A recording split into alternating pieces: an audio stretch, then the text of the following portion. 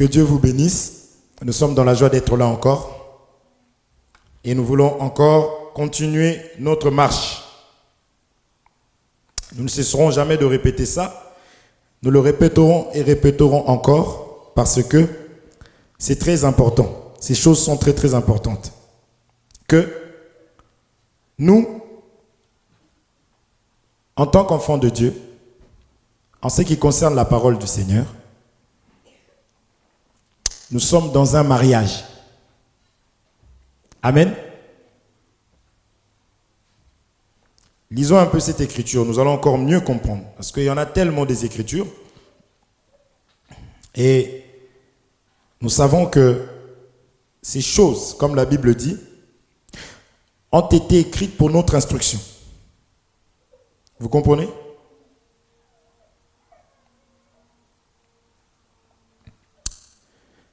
Je lis.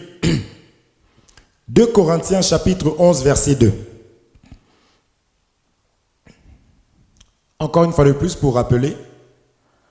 2 Corinthiens chapitre 11 verset 2. La Bible dit ceci. Car je suis jaloux de vous. Pourquoi, dira-t-il? Cet homme de Dieu, c'est l'apôtre Paul qui parle. Il dit car je suis jaloux de vous d'une jalousie de Dieu. L'apôtre Paul nous regarde et il dit je suis jaloux de vous, mais d'une jalousie de Dieu. Et il explique, il dit parce que je vous ai fiancé à un seul époux. C'est fort. Fiancé à un seul époux, oui. Mais pourquoi? Pour vous présenter à Christ comme une vierge et pure.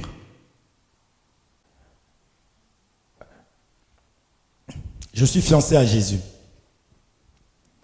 Nous disons que nous sommes l'épouse parce que nous croyons que si les hommes peuvent interrompre leur fiançailles, ce sont des hommes. À cause des défauts que tu peux rencontrer, tu peux voir chez ta femme, en tant qu'humain. Attention, je ne dis pas que c'est bien. Mais en voyant les défauts, tu dis, bon, c'est bon, moi j'arrête tout ça. Mais ce n'est pas ça que Dieu appelle fiançailles. Pour Dieu, lorsqu'il commence, il a payé le prix d'ailleurs. Maintenant, il est question qu'un jour nous puissions nous retrouver avec lui. Amen. Il est question de nous retrouver avec lui. Mais comment? Puisque lui, il est saint. Saint, saint. C'est ça que l'apôtre Paul il dit, je vous ai fiancé à un seul époux. Ça aussi c'est très important. Pas à plusieurs, à un seul époux. Cet époux-là s'appelle Jésus-Christ, s'appelle la parole, s'appelle l'enseignement. Afin de vous présenter, l'apôtre Paul parle qu'il a fiancé. Il faut faire attention. Ne prenez pas l'homme en ce moment-là. Prenez le ministère. C'est le ministère qui va fiancer quelqu'un. Or, le ministère, c'est Jésus-Christ aussi. C'est la parole maintenant qui va te fiancer. Donc, c'est Jésus-Christ lui-même, au travers de ses serviteurs. Vous comprenez? C'est ça que la Bible dit que Dieu lui-même, il a porté le corps humain, il est venu dans le monde afin de nous réconcilier avec lui-même. Vous suivez? Ça paraît difficile, mais on va expliquer ça, c'est facile. On a toujours dit que le ministère est là pour pouvoir mâchouiller les choses difficiles et rendre ça facile. Regardez comment ça se passe dans la parole. Dieu, il est Dieu. Il est au ciel, il est sur terre, il est dans l'homme qu'il envoie. Vous comprenez? Il est dans l'homme qu'il envoie pour délivrer son peuple. Et cet homme-là doit offrir à Dieu. Dieu lui-même est l'offrande qu'il faut offrir. Dieu lui-même, il est le feu qui va consumer l'offrande. Dieu lui-même, il est l'autel en question où on va poser l'animal. Dieu, il est lui-même le couteau qui va couper l'animal. Amen. Vous suivez? Vous comprenez? Il est tout. Luc chapitre 2. Cet enfant est une épée. Cet enfant est la gloire d'Israël. Cet enfant est la lumière. Cet enfant, Dieu est tout. Parce qu'il est esprit, donc il prend les choses visibles pour se représenter. Amen. Voici l'agneau de Dieu qui ôte les péchés de l'humanité. Là-bas on dit, voici le lion de la tribu de Juda, qui est digne, Apocalypse 5, qui est digne d'ouvrir le livre et de rompre le sceau. Voici l'agneau de Dieu, le lion de la tribu de Juda. L'autre se retourne, il regarde, il voit un agneau au même endroit. Ça, c'est Dieu. Vous comprenez? Oh, je suis le pain qui est descendu du ciel. Je suis la rosée. Ma parole est semblable à de l'eau qui descend du ciel, à la pluie qui descend du ciel. En fait, il a pris les choses visibles pour nous enseigner. C'est pourquoi nous disons que s'il n'y a pas la révélation, le peuple va sans frein, marche sans frein. Le peuple n'a pas la lumière, parce que la lumière, c'est la révélation. Pourquoi? Parce que Dieu est un Dieu qui se cache. Il est tellement précieux qu'il se cache. Encore là, il s'est représenté en prenant de l'or, des choses qui ont de la valeur, il les a cachées. Amen. Tu ne trouveras pas le diamant comme ça. Tu dois travailler pour trouver le diamant. Et lui-même dira, je suis un Dieu qui se... Parce qu'il est tellement précieux. De la même manière que des hommes se réveillent le matin, vont dans des mines, passent toute une journée, remplis de boue, remplis de poussière, pour trouver un petit quelque... La dernière fois, on regardait le documentaire, on a vu une personne qui travaille toute la journée, qui trouve un petit truc comme ça. D'ailleurs, on avait même du mal à voir parce qu'il y avait tellement de la boue dessus. On a ramené ça chez un spécialiste, il va mettre ça aussi au feu encore, pour que ça puisse briller. Vous comprenez? Les choses qui ont de la valeur sont cachées. En commençant par Dieu lui-même. On se comprend? C'est important de comprendre ces choses-là. Donc, il prend des choses que nous connaissons pour pouvoir nous instruire. Ok? Le mariage que nous voyons là, en réalité, c'est un mariage physique, on a dit charnel, qui explique le mariage spirituel. Si on appelle ce mariage-là spirituel, on aura des dégâts, ce mariage ici-là, entre un homme et une femme. On se comprend? C'est charnel pour représenter le mariage spirituel. Paul ici, il explique maintenant qu'il nous a fiancés à Christ. Pour nous présenter, nous sommes fiancés, on va parler du prix. N'est-ce pas? La richesse de l'homme. Il a payé le prix, mais il a aussi laissé quelque chose pour que nous soyons purifiés. Nous avons de la valeur, comme nous avions dit, oui, mais nous sommes encore bruts. Si tu acceptes que quand tu trouves de l'or dans la terre, qui est de la poussière, de la boue dessus, comprends aussi que malgré que Dieu nous a aimés, il nous a aimés dans cet état d'impureté. Et il est venu nous chercher. Mais nous ne pouvons pas aller vers lui comme ça.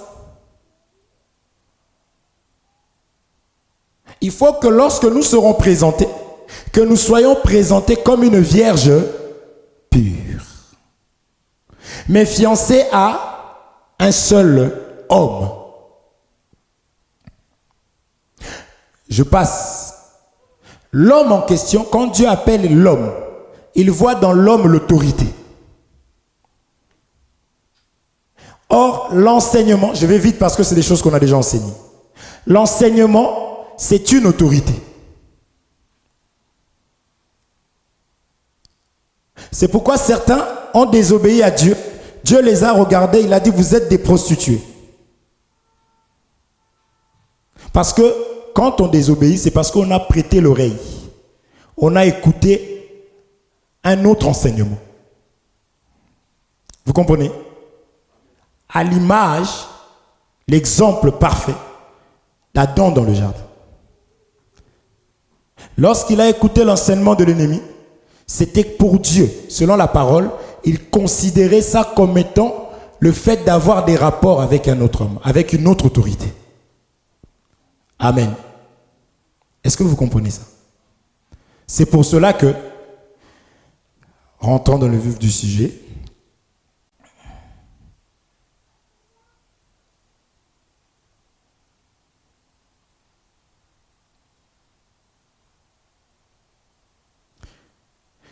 Genèse chapitre 28, versets 10 à 11.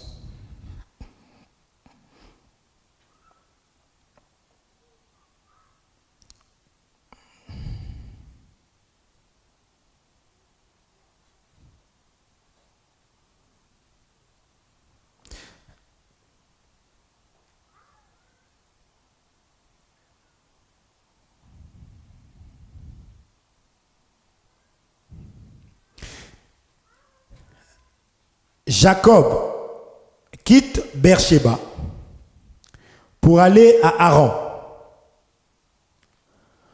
Quand le soleil se couche, il s'arrête. Ok. Ça, c'est la version parole de vie. Je vais prendre le second. Quand le soleil se couche, il s'arrête.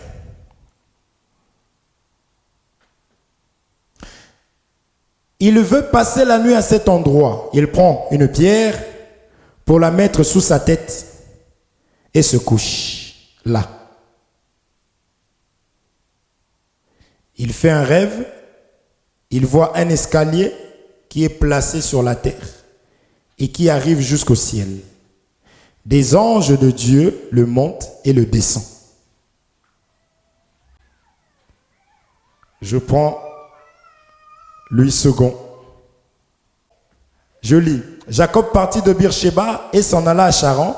Il arriva dans un lieu où il passa la nuit, car le soleil était couché. Il prit une pierre dont il fit son chevet et il se coucha dans ce lieu-là. Il eut un songe et voici une échelle était appuyée sur la terre et son sommet touché au ciel. Et voici les anges de Dieu montaient et descendaient par cette échelle. Prenons cette écriture que j'aime beaucoup. Ésaïe chapitre 8. À partir du 18e verset. Regarde ce que la Bible dit. Voici moi et les enfants que l'Éternel m'a donnés. Nous sommes des signes et des présages en Israël de la part de l'Éternel des armées. Les enfants, la femme, le mari sont des signes. Amen. Pour faire quoi? Pour marquer les époques. On avait expliqué selon Genèse. Amen. Maintenant on dit, si l'on vous dit, et j'aime ce qui suit par la suite, pardon, et de présages en Israël de la part de l'Éternel des armées qui habite sur la montagne de Sion. Amen. Or, quelque part, la Bible nous dit qu'on n'allume pas une lumière pour mettre sous, on met sur une montagne. Amen. On va rassembler tout ça. Maintenant, au 19, il dit, si l'on vous dit, consultez ceux qui évoquent les morts et ceux qui prédisent l'avenir, qui poussent des sifflements et des soupirs, répondez, un peuple ne consultera-t-il pas son Dieu? S'adressera-t-il aux morts en faveur des vivants? Donc si on vous dit, allons voir un marabout, on dit non, un chrétien, un peuple consulte son Dieu. Ou un peuple doit consulter Dieu. Maintenant, on nous explique c'est qui Dieu. 20. À la loi et au témoignage. Si l'on ne parle pas ainsi, il n'y aura point d'aurore pour le peuple.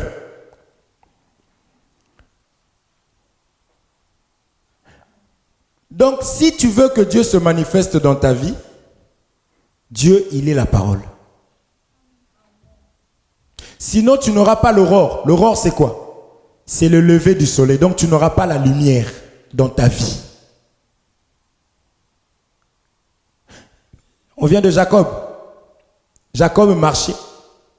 Le soleil s'est... Ah, j'aime la parole de Dieu. Le soleil s'est couché. Jacob aussi se couche. Vous voyez? Et pendant qu'il dort, maintenant il voit le ciel. Il voit une échelle. Les anges de Dieu montaient, descendent. Quand les anges descendent et montent, c'est différent de quand les anges aussi montent et descendent. Amen. On nous dit, voici les enfants que Dieu m'a donnés sont des signes, des présages. Où? En Israël. Après, on nous dit que si un peuple, si l'on vient vous voir, on vous dit, frère, tu souffres trop. Moi, je connais quelqu'un là-bas. Toi, tu t'appelles Antoine. Je connais quelqu'un qui s'appelle Frédéric. Toi, tu n'es pas encore régularisé. Mais moi, je connais quelqu'un qui s'appelle Frédéric. Il a ses documents. Il est régularisé. Il peut te prêter ses documents pour que tu travailles avec. Toi, tu t'appelles Antoine. Lui s'appelle Frédéric. Toi, tu dis, ah, gloire au Seigneur. Dieu m'a béni. Dieu appelle ça, si on vous dit, allons invoquer d'autres dieux. Amen. Si tu écoutes, tu vas. Dieu ferme le ciel pour toi. Parce qu'on a vu que lorsque Dieu va, l'homme va pécher, il va sortir l'homme du jardin. Il le chasse du jardin. Et il ferme le jardin d'Éden. Or, dans le jardin, il y avait tout en abondance. Amen. Donc, en d'autres termes, il y avait tous les dons, les grâces, toutes les meilleures choses étaient dans le jardin d'Éden. Mais Dieu va chasser l'homme et il va fermer le jardin. C'était des choses qui expliquaient des choses. Amen. Maintenant, lorsque cela arrive, quand tu lis le livre de Deutéronome, tu verras que Dieu est en train de parler en expliquant que quand vous pécherez, moi, je vais faire quoi? Je vais fermer le ciel. Or, la Bible dit que toute grâce excellente vient de Dieu. Donc, Éden, le jardin d'Éden expliqué, c'était l'image du ciel. Amen. Donc, quand l'homme maintenant pêche, Dieu le chasse et il ferme. C'est pourquoi le ciel était fermé. Est-ce qu'on se comprend? Donc, le ciel donne quoi? La pluie. Or, on a dit que la terre dépend du ciel. Vous comprenez? Maintenant, ici, on nous dit que si tu as un problème, un peuple de Dieu consulte Dieu. Et comment consulter Dieu? C'est à la loi et au témoignage. Si on ne parle pas ainsi, il n'y aura pas l'aurore. Donc il n'y aura pas la lumière. Donc en d'autres termes, quand l'homme est dans la malédiction ou maudit, ou quand l'homme n'a pas la solution, c'est l'image des ténèbres. Vous comprenez? Dans d'autres langages de la Bible, c'est le fait d'être aveugle. Vous voyez? Parce que quand tu es aveugle, tu tâtonnes, n'est-ce pas? Hein? Aidez-moi, nous sommes où? Non, c'est par là. C'est ça être aveugle. D'autres termes, c'est le fait de tourner en rond. C'est ce qu'on va continuer à expliquer dans la suite. Quand tu n'as pas Dieu. C'est pourquoi un enfant de Dieu, lorsqu'il vient dans le Seigneur, pour que lui-même puisse témoigner que non, je suis au bon endroit, il faut que la vie de cette personne soit transformée et changée. On se comprend? Regardez. À la loi et au témoignage, si l'on ne parle pas ainsi, c'est-à-dire que si on ne parle pas de la loi au témoignage, si on ne prend pas ce que des hommes ont appelé l'Ancien Testament pour expliquer dans le Nouveau Testament, il n'y aura pas la lumière. Vous êtes trop dans la loi. Vous parlez trop des choses anciennes. Tu n'as pas compris. De la loi au témoignage. Amen. Si quelqu'un te dit ça, ramène-le déjà dans Actes chapitre 2. Et le reste, vous allez voir qu'à chaque fois qu'il parlait, Pierre, pour que les gens puissent se convertir dans Acte 2, le jour de la Pentecôte, vous allez voir, il a touché à Moïse, il a Abraham, il a touché David. Il va toucher tout ça pour pouvoir expliquer. C'est là que maintenant tu vas avoir la lumière. Ces hommes ont eu la lumière comme ça. Amen. Nous parlons toujours du mariage. Vous voulez que je passe directement au bisou? Bisous. C'est pourquoi il faut faire le bisou à ton mari, à ta femme. Mais non. Ça, c'est le vrai mariage. Comprenez? Ça, c'est le vrai mariage. C'est pourquoi je me suis protégé en donnant l'écriture de Paul. Amen. Et nous croyons que la joie de l'épouse, c'est d'écouter l'époux. Ok? Même le battement du cœur. C'est pour cela que Jean avait la tête toujours comme ça sur la poitrine de Jésus. Amen. À la loi et au témoignage, si l'on ne parle pas ainsi, il n'y aura point d'aurore pour le peuple. Maintenant, le peuple sera comment? En d'autres termes, quand il n'y a pas d'aurore, le peuple sera errant dans le pays, accablé et affamé. Et quand il aura faim, il s'irritera, maudira son roi et son Dieu. Je ne peux pas prier pendant 3 mois, 4 mois.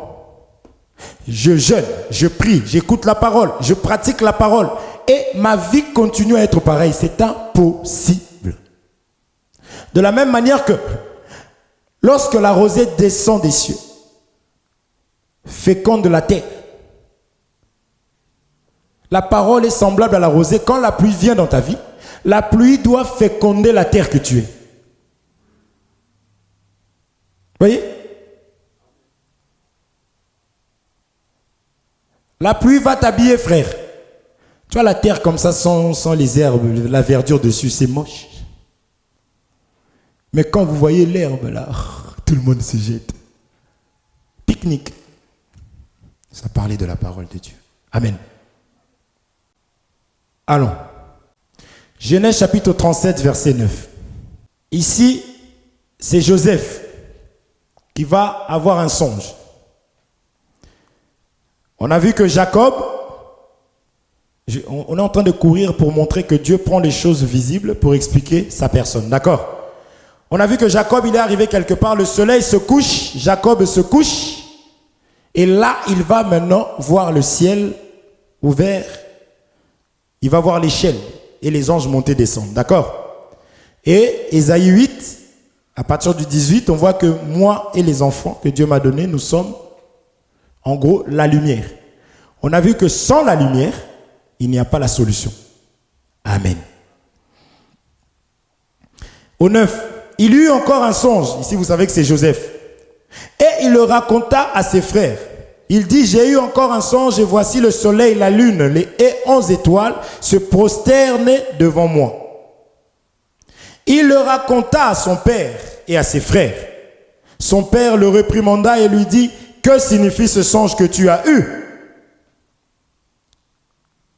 Faut-il que nous venions, moi, ta mère et tes frères, nous prosterner en terre devant toi? Or, le songe que Joseph a fait, il explique bien qu'il a vu les 11 étoiles, la lune et les étoiles, le soleil, se prosterner devant lui. Vous suivez? Sinon moins. Ça va? Ça va? Pas molli, hein? Hein? Caténier raide. Ok. On nous dit ceci. Le soleil, Lui, il fait un songe. Il dit, moi, j'ai fait un songe. J'ai vu les 11 étoiles. Nous savons que Jacob avait enfants. Il avait combien d'enfants? 13 enfants. Et on parle des 12 tribus. Il voit les 11 étoiles se prosterner devant lui. Ça confirme, moi et les enfants que tu m'as donnés, nous sommes une lumière. Amen. Jésus aussi, quand il vient, il dit, vous êtes la lumière du monde. C'est pourquoi on dit, un chrétien est une lumière. Amen. Ne nous trompons pas. Et quand tu es une lumière, on te met en hauteur. Tant dans ta famille que dans ta vie. C'est pourquoi je disais que si tu échoues, si rien ne marche, il faut revoir les choses. Vous comprenez? N'est-ce pas? On a parlé de la montagne de Sion. Un enfant de Dieu est à la hauteur, que ce soit au travail, dans tout. Il doit réussir. Mais, je ne dis pas qu'il n'y aura pas de combats. Vous comprenez? Ça, je vois séminaire. Les liens de ta famille, les chaînes de ta... Moi, je suis déjà en Christ. Je ne dis pas que ça n'existe pas. On va arriver. Nous expliquons le mouvement du soleil. Qu'est-ce que le soleil vient faire dans ta vie? Vous comprenez? Ça, c'est important. Mais il faut encore que tu sois lumière.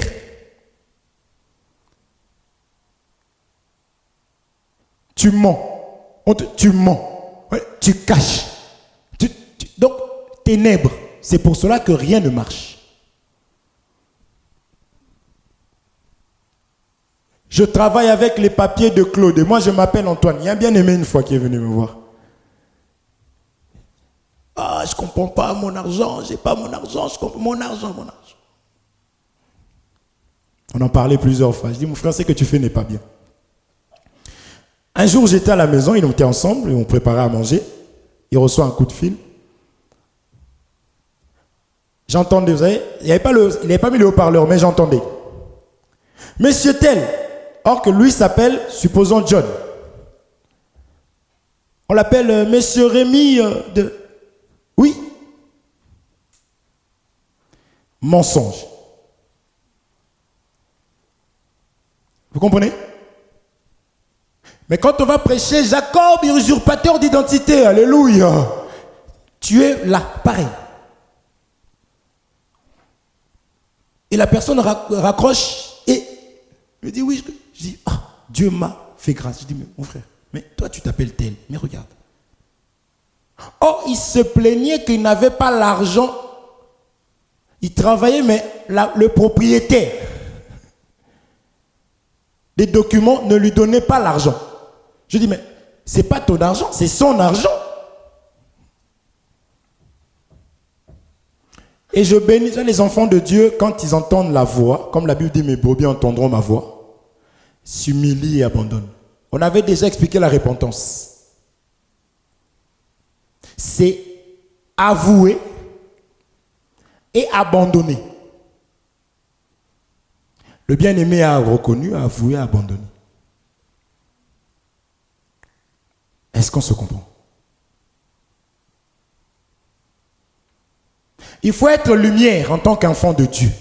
C'est des choses que nous chantons. Je suis une lumière en Christ avec un jour en train de danser. Mais tu es tellement lié. Or, Dieu est fidèle à sa parole. Ce qu'il a dit, c'est ce qui doit s'accomplir. Est-ce qu'on se comprend? C'est d'ailleurs la raison pour laquelle, on est en train de voir ça. Vous allez voir, c'est la raison pour laquelle le soleil s'est couché. Pour que toi, tu deviennes lumière. Parce que lorsque le soleil se couche, on voit la lune et les étoiles apparaître. Amen. En d'autres termes, le soleil se sacrifie pour que toi, tu puisses vivre. Parce que nous savons que la lune, les étoiles tirent leur lumière du soleil. C'est comme une pile qui recharge. Amen. C'est des choses que nous connaissons. Là, nous les comprenons mieux. C'est ça même maintenant, quand on explique dans la parole de Dieu, quand on met ensemble, tu peux que comprendre. Donc si tu refuses, c'est une chose. Mais tu ne diras pas que je n'ai pas compris. Tu veux être élevé, mais tu es dans le mensonge. Dans tous les coups, tu es dedans. Mensonge, tricherie, ceci, tu es dedans. Or, celui qui donne la lumière, c'est le soleil. Le soleil, c'est Dieu. Pour plaire aux hommes, tu mens, tu fais que paraître. Toi, ta vie, c'est ça. Et tu dis que tu es une épouse. Joseph dit, j'ai fait un songe. J'ai vu la lune, les 11 étoiles et le soleil se prosterner. Maintenant, le Père, la parole s'interprète par elle-même, mes frères. Jacob maintenant nous donne l'explication de la lune ou même du songe. Non, j'ai fait un songe. J'ai mon prophète là qui m'explique les choses. Et tu l'appelles, oui, c'est que tu as vu. L'écriture, rien du tout. C'est pourquoi il n'y a rien qui s'accomplit. Il y a même la cacophonie. Jacob va maintenant interpréter. Il dit, il le réprimanda et lui dit, que signifie ce songe que tu as eu? Faut-il que nous venions, moi, le soleil, donc le Père, ta mère, la lune, tes frères, les étoiles. C'est pour cela que Ésaïe 8, là-bas, nous a expliqué que moi et les enfants que tu m'as donnés, nous sommes là pour marquer les époques. Donc, les étoiles, le soleil, les étoiles. On voit ça dans le livre de la Genèse. Dieu a mis le soleil, vous comprenez? La grande luminaire. Vous comprenez? Pour marquer les époques. C'est comme ça que nous savons que là, le soleil se lève, il fait jour, ça commence la journée. Quand il se couche, il fait nuit. Un jour. Amen. Ça que j'ai dit, ces choses-là parlaient en réalité des hommes. Vous comprenez? Donc on a compris déjà ici que Jacob est le soleil. C'est pour cela que là-bas, on a vu qu'il est arrivé, le soleil s'est couché. Donc Jacob, comme étant le soleil, doit dormir. Amen. Lisons. Matthieu chapitre 17, verset 2.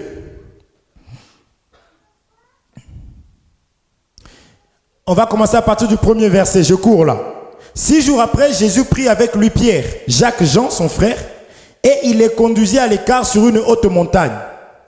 Qui fut transfiguré, Jésus. Il fut transfiguré devant eux et son visage resplendit comme le soleil.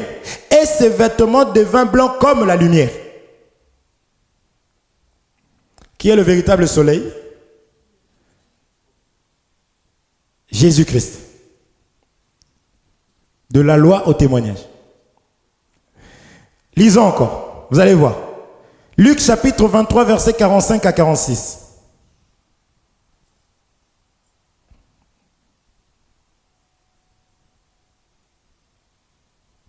Je lis, regardez. Le soleil s'obscurcit et le voile du temple se déchira par le milieu. Jésus s'écria d'une voix forte, Père, je remets mon esprit entre tes mains. Et en disant ces paroles, il expira. Jésus paraît avant de s'endormir. On dit le soleil s'obscurcit. Pourquoi? Parce qu'il est lui-même le soleil. Amen. Donc ces choses ici, où on voit Jacob faire ça, c'était des choses qui annonçaient dans la loi. Maintenant, au témoignage, ces choses ne parlaient que de Jésus. De toute façon, on a déjà expliqué que tout dans la parole de Dieu parle que de Jésus-Christ. Jésus est le chemin. Jésus est la vie. La solution se trouve en lui. Amen. Il n'y aura pas un homme après lui. Il n'y en a pas eu avant. Après lui, il n'y en aura pas. Est-ce que vous comprenez? Donc, déjà dans ta vie, si tu veux que ta vie change, il faut que la parole du Seigneur soit au centre de ta vie. Tu deviendras ainsi lumière. Et la lumière ne cohabite pas avec les ténèbres. Donc tout ce qui est sale autour de toi va disparaître. Le mensonge que tu n'arrives pas à abandonner, le soleil a la capacité de consumer le mensonge. Amen. Vous suivez? Ça va, c'est pas trop dur. Allons lire alors.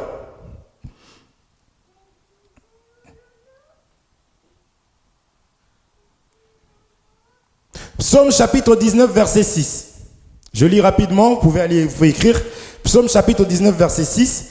Et le soleil semblable à un époux qui sort de sa chambre, s'élance dans la carrière avec la joie d'un héros. Le soleil est semblable à quoi? À un époux qui sort de sa chambre. N'est-ce pas? Se lance dans la carrière avec la joie d'un héros. Nous étions privés de la gloire de Dieu. Nous étions privés de tout. Il a fallu que le soleil vienne. Oh, il a fallu que le soleil se couche. Donc, la mort, c'est coucher pour Dieu. Il appelle la mort sommeil. C'est pourquoi Jésus étant venu, les gens qui étaient décédés, il les réveillait comme si... Ou lève-toi. Amen. Mais maintenant, attention. Lorsque le véritable Jacob, qui est Jésus-Christ, qui est donc ton époux dans ce contexte-là, lorsqu'il vient, il doit se coucher. Coucher là, lui-même, il interprète. Il dit, j'ai le pouvoir de donner ma vie et de la reprendre. Pourtant, le soleil, nous savons que le soleil se couche. C'est pas là comme il s'est couché. Là, on sait que demain, il va se réveiller. Oui ou non? Pour nous. Est-ce que c'est comment? Déjà, en réalité, il ne se couche même pas. Parce que là, il s'est couché chez nous, il s'est levé quelque part d'autre. Donc, il fait le tour. Mais comprenez le langage. Hein? Parce que le fils de la promesse ne meurt jamais. Comment Dieu peut-il mourir? Nous, on a vu qu'il s'est couché, mais il est quelque part. Amen. Vous comprenez?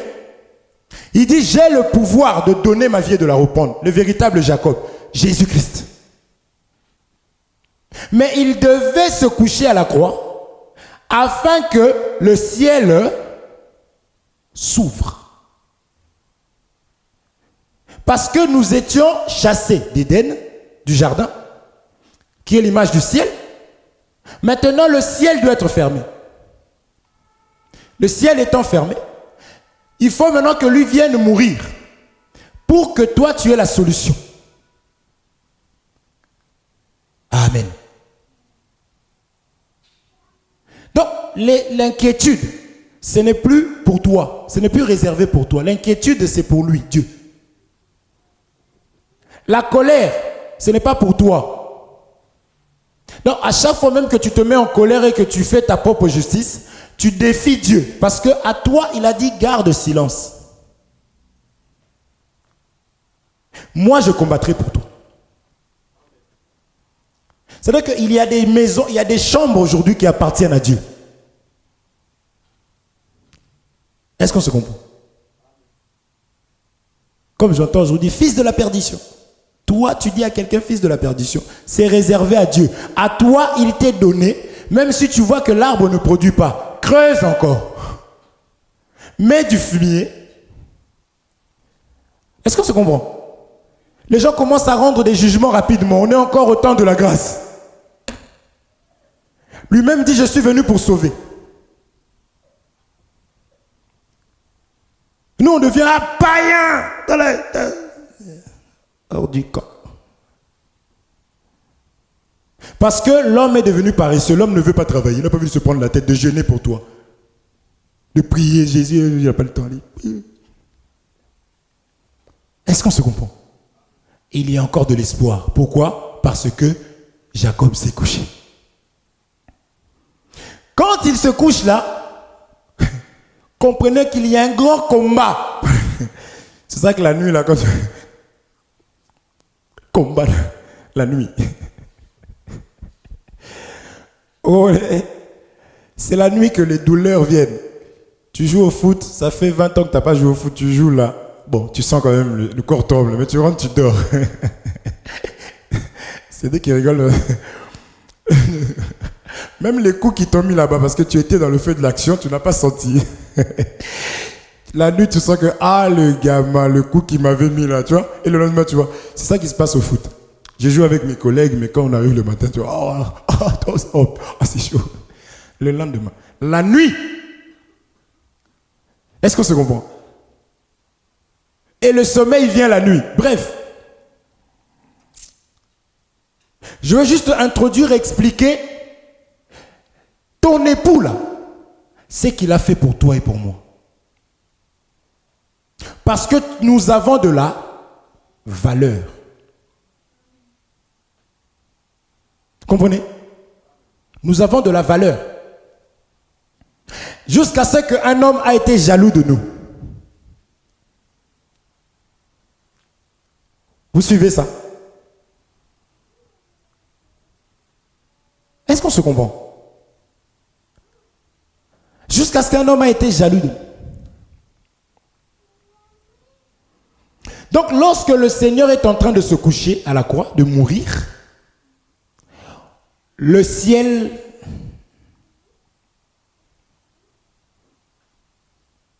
on y va. Le baptême c'est quoi?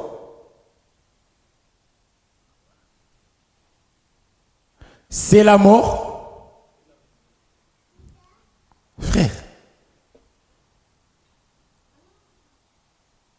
Donc, dès que Jésus ici est mort, il s'est endormi. Vous voyez pas le Jacob? Le ciel s'ouvre. Le ciel qui était fermé, le jardin qui est fermé, ils ont mis des chérubins qui agitaient l'épée flamboyante, cherchaient une victime expiatoire. Or, Jésus, comme offrande, il est venu mourir.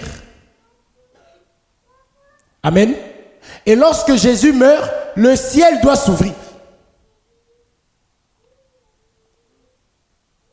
Parce que l'âme qui pêche mourra. Nous avions péché. Maintenant, on devait mourir. Mais lui, il vient, il meurt à notre place. Donc, quand même on est en train de le baptiser là, le ciel est en train de s'ouvrir. Et on a vu le Saint-Esprit descendre sous forme de colombe. Amen. Jacob dort. Il voit le ciel ouvert, les anges monter. Cette écriture-là, d'une manière prophétique, ça parle aussi de l'enlèvement. Amen. Donc Jésus, celui qui est mort là, il est mort, il s'est endormi. Il a inauguré le chemin pour aller où? Au ciel. Amen.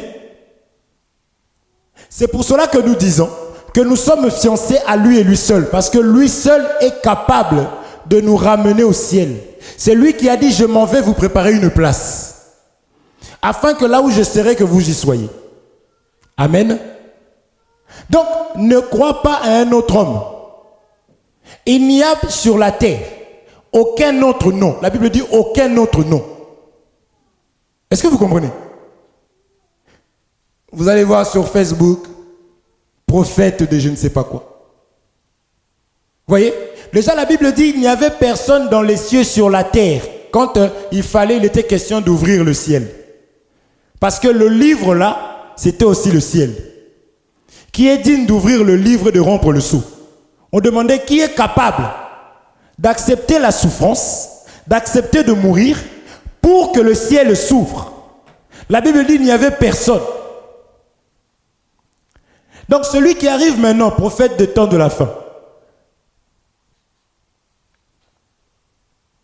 Vous comprenez? Il arrive trop tard. Parce qu'il y avait, on a dit aucun. Il fallait qu'il se manifeste là-bas. Dire, me voici. Mais il n'y avait personne. Amen. L'humanité était condamnée. Et tous étaient renfermés dans le péché. Donc il n'y avait que Dieu lui-même qui était assez saint, assez pur pour venir nous libérer.